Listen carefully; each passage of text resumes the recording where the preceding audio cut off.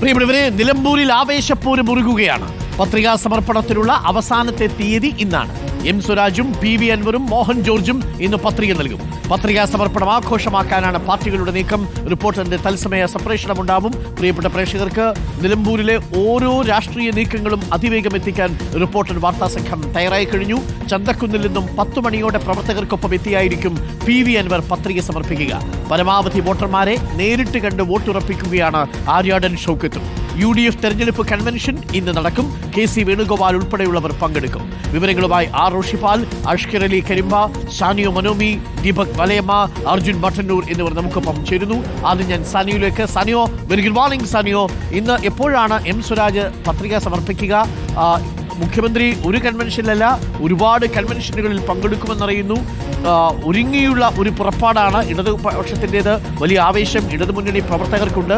എപ്പോഴാണ് പത്രികാ സമർപ്പണം നടത്തുക? Good morning doctor Arunkumar. പത്രികാ സമർപ്പണം ഇന്ന് 10:30 ഉണ്ടാവുക. നമ്മളിപ്പോൾ ഉള്ളത് എം സ്വരാജിൻ്റെ വീട്ടിലാണ്. അദ്ദേഹത്തെ കൂട്ടാൻ വേണ്ടി വണ്ടി വന്നിട്ടുണ്ട്. അദ്ദേഹത്തിൻ്റെ അച്ഛൻ നമുക്കിപ്പോൾ ഉണ്ട്. അദ്ദേഹം അച്ഛാ ഒരു നിമിഷം നിൽക്കാവോ? ഇന്ന് സംസാരിക്കുന്നില്ല. ഓക്കെ. അദ്ദേഹത്തിന് സമയമില്ല എന്നാണ് പറയുന്നത്. ഏതായാലും ഇന്നിപ്പോൾ 10:30 പത്രിക സമർപ്പണം ഉണ്ടാവുക. അതിനുവേണ്ടി സ്വരാജ് പോകാൻ വേണ്ടിയാണ് വണ്ടി വന്നിരിക്കുന്നത്. സ്വരാജ് 7:30 ഏരിയ കമ്മിറ്റി ഓഫീസിൽ വെച്ച് മാത്രമേ മാധ്യമങ്ങളെ കാണുന്നുള്ളൂ എന്നാണ് അറിയിച്ചിരിക്കുന്നത്. ഏതായാലും നമ്മളൊക്കെയും രാവിലെ തന്നെ ഇവിടെ എത്തിയിട്ടുണ്ട്.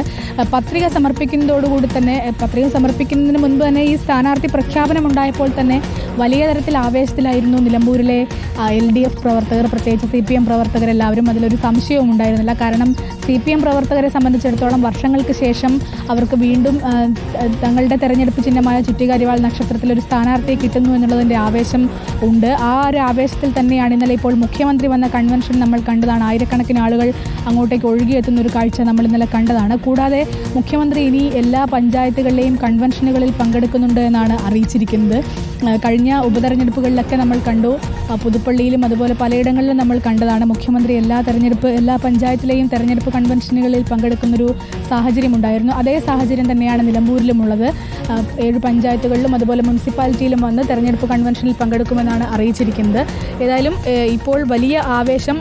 ഇന്നിപ്പോൾ അൻവർ കൂടി പത്രിക സമർപ്പിക്കുന്നതോടുകൂടി ആവേശം അതിൻ്റെ ഉന്നതിയിലേക്ക് എത്തും. കൂടാതെ 3 സ്ഥാനാർത്ഥികളും ഇന്നിപ്പോൾ പത്രിക സമർപ്പിക്കുകയാണ്. ഈ പത്രികാ സമർപ്പണത്തിനെല്ലാം ശേഷം തെരഞ്ഞെടുപ്പ് ഗോതയിലേക്ക് ഇറങ്ങുമ്പോൾ വലിയ ആവേശം നിലമ്പൂരിലുണ്ടാകും. കാരണം ഉണ്ടാകാതിരുന്ന 7:00 ഏരിയ കമ്മിറ്റി ഓഫീസിൽ വെച്ചായിരിക്കും മാധ്യമപ്രവർത്തകരെ സ്വരാജ് കാണുക.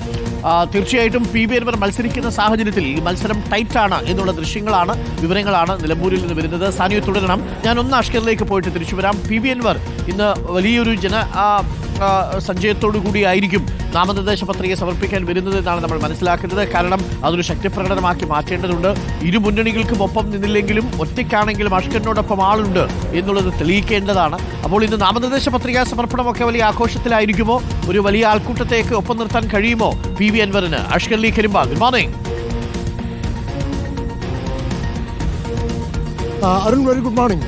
പി.വി. അൻവർ പറയുന്നത് താൻ വലിയ ശക്തിപ്രകടനത്തിലേക്ക് ഇപ്പോൾ പോകുന്നില്ല, അതിന് ഇനിയും സമയമുണ്ട് എന്നുള്ള നിലപാടാണ് പി.വി. അൻവർ പറയുന്നത്. പക്ഷേ എന്നിരുന്നാൽ പോലും ഇന്ന് പി.വി. അൻവർ ശക്തിപ്രകടനം നടത്തിക്കൊണ്ട് തന്നെ നാമനിർദ്ദേശ പത്രിക സമർപ്പിക്കാനുള്ള എല്ലാ സാധ്യതയുമാണ് നമ്മൾ കാണുന്നത്. രാവിലെ 11 മണിയോടെ തന്നെ പി.വി. അൻവർ നാമനിർദ്ദേശ പത്രിക സമർപ്പിച്ചേക്കും. 10 മണിക്ക് നിലമ്പൂർ ചന്തക്കുന്നിൽ പ്രകടനമായി ഏകദേശം 500 മീറ്റർ ദൂരം മാത്രമാണ് നിലമ്പൂർ താലൂക്ക് ഓഫീസിലേക്കുള്ളത്. നിലമ്പൂർ താലൂക്ക് ഓഫീസിലെത്തി നാമനിർദ്ദേശ പത്രിക സമർപ്പിക്കാൻ ചന്തക്കുന്നിൽ പ്രകടനമായി എത്തി നാമനിർദ്ദേശ പത്രിക സമർപ്പിക്കാനാണ് ഇപ്പോൾ പി.വി. അൻവർ തീരുമാനം.